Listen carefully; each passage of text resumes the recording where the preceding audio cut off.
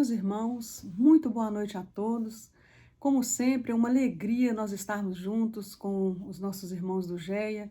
Muito agradecidos ao Senhor Zico pela bênção da oportunidade que Ele dá para todos nós, de nós estarmos cada vez mais aprofundando a doutrina espírita, estudando, buscando realmente aprender.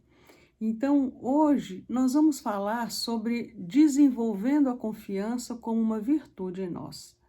É muito interessante que nós vamos pouco a pouco, com a bênção de Jesus, aprendendo a saber confiar. Mas esse saber como um convite de desenvolver a capacidade essencial da confiança em Deus, na vida, em nós e no outro. Então é muito importante esses 4 estágios de confiança, porque saber confiar é para nós desenvolvermos a habilidade do nosso espírito imortal em entregar. A gente sempre tem falado que fé não é confiar, fé é entregar-se. Então, é nesse sentido. E a gente vai falando também, lembrando também, de Jesus quando ele em tudo se referia à natureza.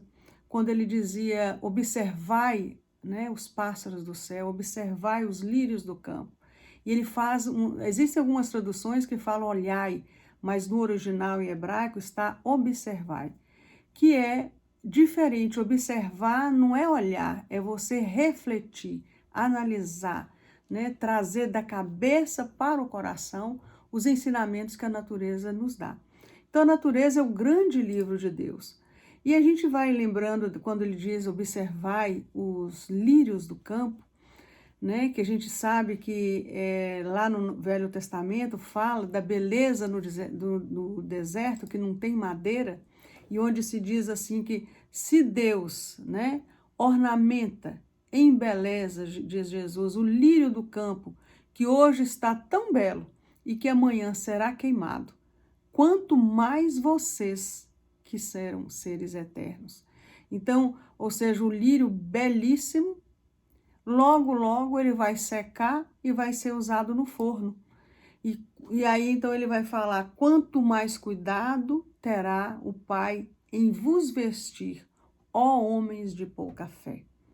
Ou seja, de pouca entrega, de pouca fidelidade ao bem e ao nosso espírito que é imortal. Então, é interessante que Jesus usa um termo, pequenos na fé, ou anões da fé, justamente porque nós ainda somos muito inseguros. Então, as exortações de Jesus, falando sobre o livro da natureza, elas serviam para, primeiro, nós não desistirmos nas nossas dificuldades. E segundo, para lembrar que nós somos o sal da terra, a luz do mundo, ou seja, que nós realmente somos importantes.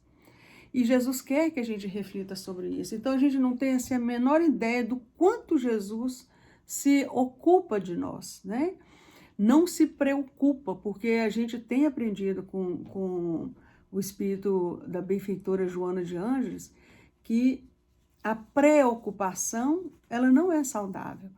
Porque preocupar, a gente sabe que essa palavrinha pré, ela é energia angustiosa que nos impede de ocupar da solução do problema.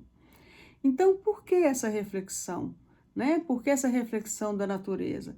Para que a gente tenha certeza de que Deus nos ama. É isso que Jesus vem nos dizer. Né? Que Deus está sempre pronto para nos ser útil e nos ajudar. E que Ele não nos deixou abandonados, nem sós. E que não vai deixar nunca. Então, é muito interessante que a gente nota que Jesus escolheu a região mais discriminada da Palestina, por exemplo, a Galileia, onde o galileu ele não tinha prestígio, era um povo analfabeto, sofrido, oprimido, né?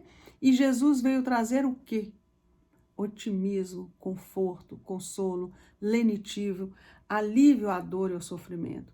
Então, Jesus está todo o tempo ensinando e ele usa a lição da própria natureza. E, inclusive, essa do lírio eu acho muito bonito, que fala que o lírio ele é cultivado na lama, né? Então, na sujeira. Mas quando você olha para dentro do lírio, todos nós podemos olhar, não existe um pouco de sujeira. Por quê? Porque ele não se permite contaminar. Então, assim somos nós, com as nossas dificuldades, com os medos, né? A gente não se permitir contaminar com essa falta de confiança na vida, em Deus, em nós e nos outros também. Então, é uma bela lição da natureza. E aí, nós vemos e às vezes a gente não observa que é na natureza que está essa grande receita de Deus para a gente observar e refletir. Então, o que falta para nós? Que a gente medite sobre as aves do céu, sobre os lírios do campo e sentir a natureza. Né? Então, quando Jesus não nos deixou órfãos, quando ele disse que rogaria ao Pai para que nos trouxesse um outro Consolador, que hoje sabemos que é a doutrina espírita, e que ficará conosco para sempre, ou seja, não é uma pessoa. Por mais que uma pessoa viva 120 anos, ela vai desencarnar, mas para ficar conosco para sempre é uma doutrina, né? Então, quando ele diz, não se turbe o vosso coração, credes em Deus, credes também em mim, né? Há muitas moradas na casa de meu Pai. Então, esse saber confiar é algo que nós precisamos, enquanto espíritas, enquanto cristãos, desenvolver para contribuir na manutenção da harmonia em todos os momentos de desafio na nossa vida.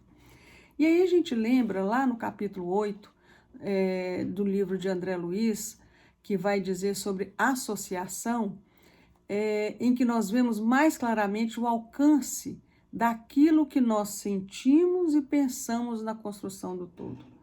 Porque quando a gente fala em confiar, nós vamos aprender também que tudo, a lição máxima do Evangelho é o amor. E o contrário do amor não é o ódio, porque o ódio é o amor que adoeceu, é a mesma energia, só que adoeceu, é amar menos. Agora, o contrário do amor é o medo. Então, veja que interessante, né? Quando nós temos medo, quando nós não confiamos, nós estamos sendo desamorosos. Então, nesse capítulo 8, Associação, fala assim, se o homem pudesse contemplar com os próprios olhos as correntes de pensamento, reconheceria de pronto que todos vivemos em regime de comunhão, segundo os princípios da afinidade. A associação mora em todas as coisas, preside a todos os acontecimentos e comanda a existência de todos os seres. Assim, aí ele diz assim, no plano da vida maior, vemos os sóis carregando os mundos na imensidade, em virtude da interação eletromagnética das forças universais. Assim também, na vida comum, a alma entra em ressonância com as correntes mentais em que respiram as almas que se lhe assemelham. Assimilamos os pensamentos daqueles que pensam como pensamos. Perdão que, na verdade, isso é de Emmanuel, do livro Pensamento e Vida, capítulo 8.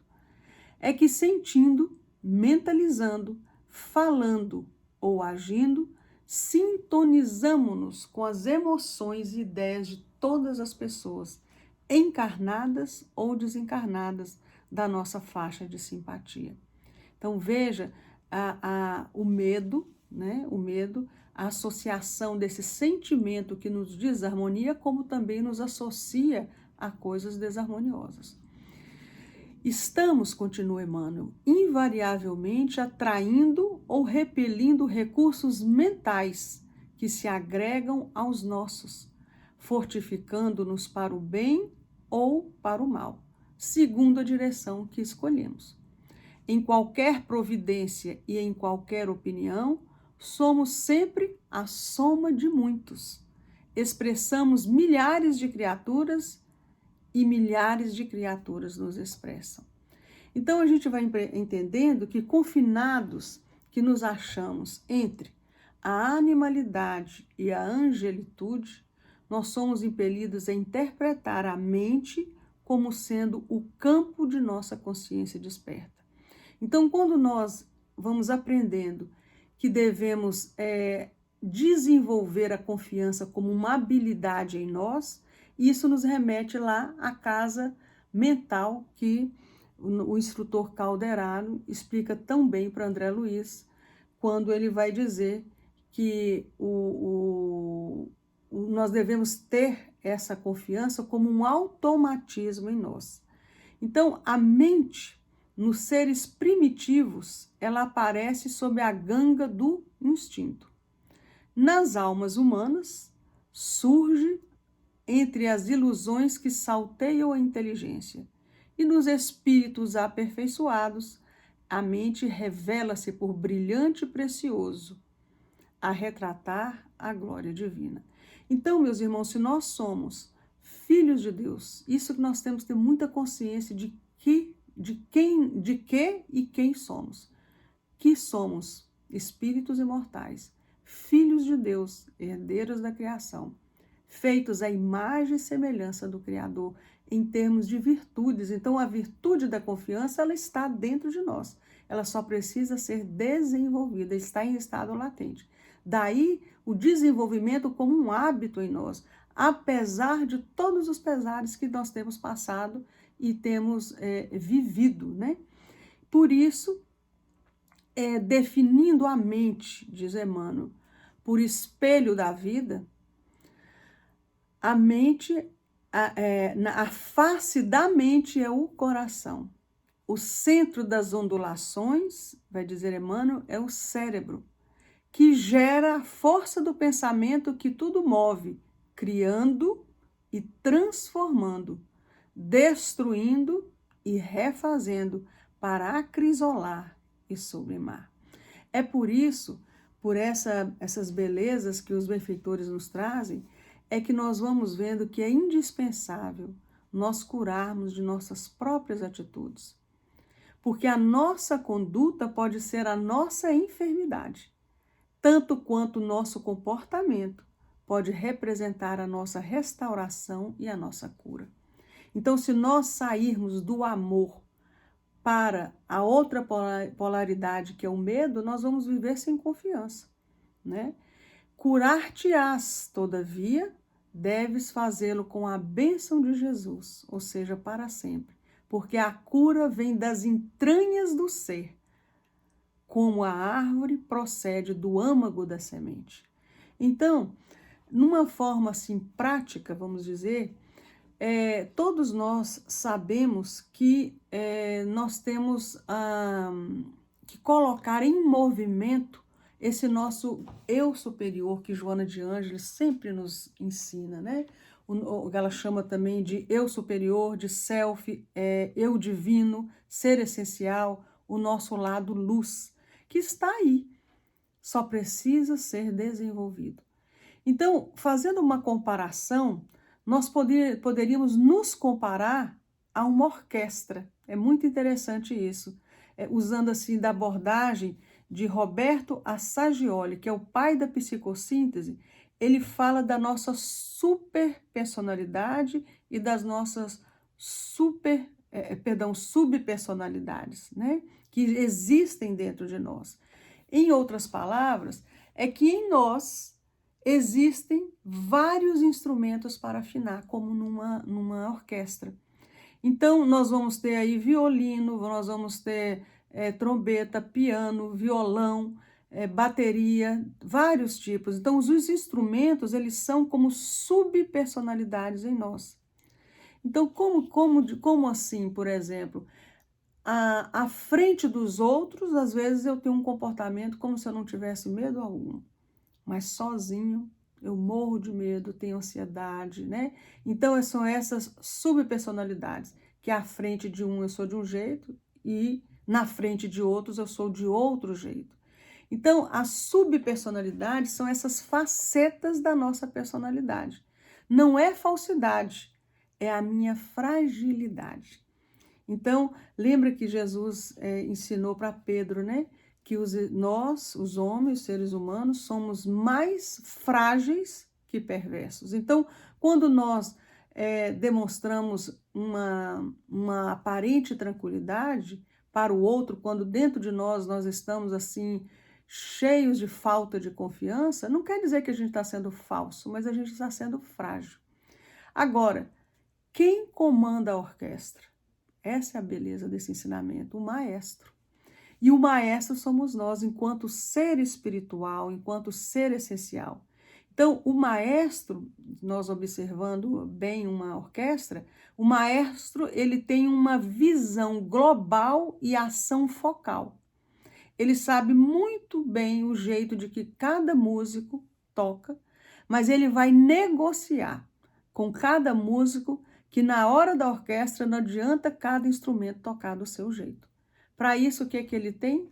Ele vai tocar em cima de uma partitura. Então, o que é que a gente ganha com uma partitura? A harmonia do conjunto. Veja que bonita a comparação, né? Nós, como orquestra, nós, como maestros, dominando os nossos instrumentos internos. Então, em cada lugar, nós apresentamos de um jeito que é o nosso jeito. Daí a importância do autoconhecimento, em passar em revista o que nós fizemos no dia, conforme está lá na questão 919, que nos aconselha Santo Agostinho, conhece-te a ti mesmo. Então, nós vamos ver vantagens numa visão simples como essa, mas muito significativa, porque nós teremos a consciência de tudo aquilo que nós podemos manejar como maestros junto aos músicos de nossas dificuldades. Então, só existe um regente da orquestra. Assim, a cada fragilidade, eu vou colocar uma virtude no lugar. Então, em lugar de nós termos medo, nós colocamos o amor, né? Em lugar da agressividade, nós substituímos por mansidão. Em lugar de ressentimento, o perdão. Em lugar do orgulho, nós vamos orquestrar a humildade, né? Então, é muito importante eu reconhecer no momento o que eu tenho, o que eu sinto, é tristeza. Então, eu vou começar a fazer um esforço de tornar a alegria como um hábito dentro de mim. Em outras palavras, é preciso a gente focar, colocar sentido. E esse por sentido é ter uma autopercepção de si mesmo, né? Porque auto vem do grego autos, que quer dizer próprio. Então, é você ter uma percepção própria. A gente precisa realinhar, ressignificar psiquicamente a nossa energia amorosa. Então, nós termos um novo querer. Então, esse novo querer é muito interessante, porque André Luiz, ele vai nos ensinar a beleza de quando nós temos um querer novo, modificar, sair de um extremo do medo para o outro, equilibrado, não o extremo do destemor, mas o amor equilibrado. Então, se nós estamos num momento completamente irritados, bravos, com trovoadas, Emmanuel vai dizer: cada criatura com os seus sentimentos emite raios específicos e vive na onda espiritual que se identifica. Conclui-se que vivemos na onda espiritual que nós mesmos projetamos. Então, nós temos uma frequência, e aí é onde está esse estudo que fala da associação. Nós nos associamos, o nosso medo, a nossa insegurança, com o medo e insegurança de vários espíritos desencarnados que ainda estão aqui muito materializados, mas que são atraídos, são, como se diz, percebem essa associação do que nós sentimos e pensamos e aumentam o nosso medo. Então, as atitudes habituais nossas é muito interessante, porque o hábito é uma esteira de reflexos condicionados em si. Aqueles atos que eu tenho a repetição, isso vai caracterizar o hábito. Então, não é somente o hábito de sentar na mesma cadeira nem do mesmo lado do sofá, mas hábitos interiores, hábitos de conduta com o próximo. Então, esse desenvolver da confiança em nós, voltamos a dizer, desenvolver como uma habilidade na nossa casa mental. Então, por exemplo, quais são os meus hábitos quando eu me sinto em dificuldade? Que tipo de reação eu tenho? Uma reação automática, já de desespero, de aflição? A gente sempre lembra, Emmanuel fala, a angústia não serve para o cristão. Ou quando eu passo por situações graves, qual é o meu hábito? Que tipo de reação eu tenho?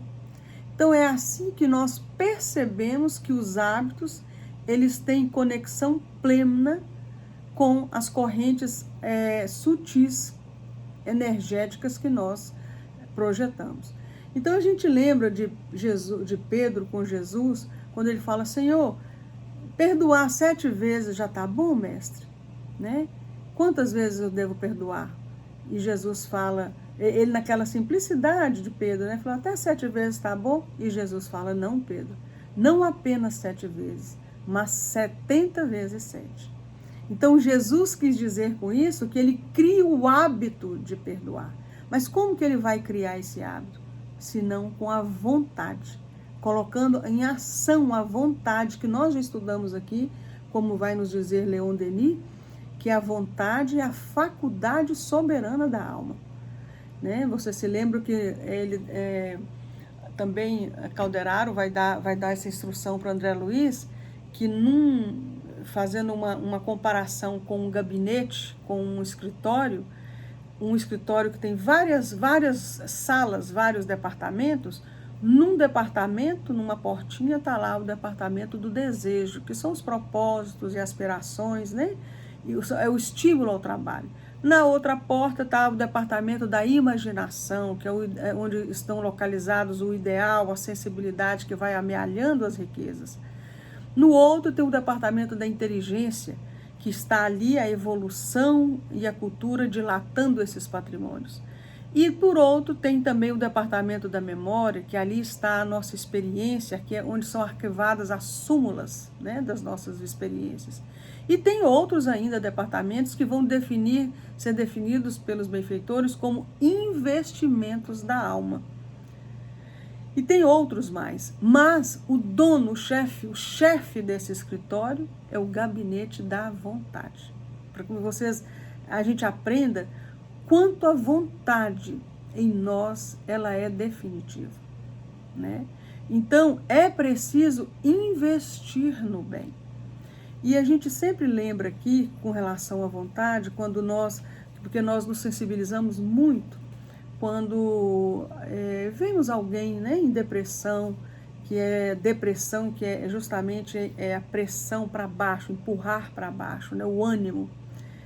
E normalmente o depressivo, ele sempre fala que ele não tem vontade de nada. Então a gente não observa que tudo que o depressivo tem é vontade de não fazer nada, mas é vontade. Então essa vontade está sempre ali, ela só precisa ser redirecionada.